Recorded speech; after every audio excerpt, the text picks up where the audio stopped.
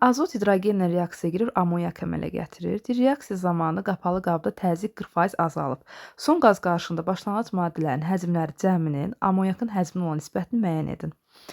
Deməli, mən tutaq ki, belə götürmüşəm də, azotla hidrogenin başlanğıc mollarının sayını 100 mol götürmüşəm.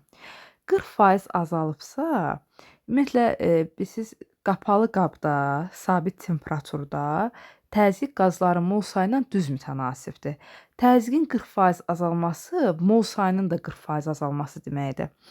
İndi mən başlanğıcda da 100 mol götürmüşəm ha, bunun 40%-ni tapsam 40 mol eləyir.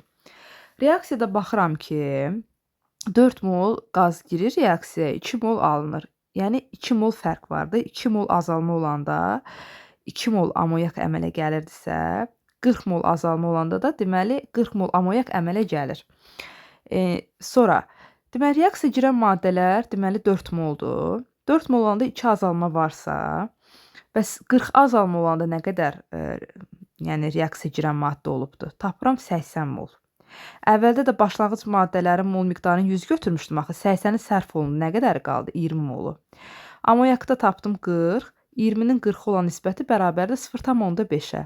Deyə bilərsiniz ki, axı burada həcmləri nisbətini istəyir. Həcmlərin nisbətinə molların nisbəti eynidir. Yəni o fərq yaratmır.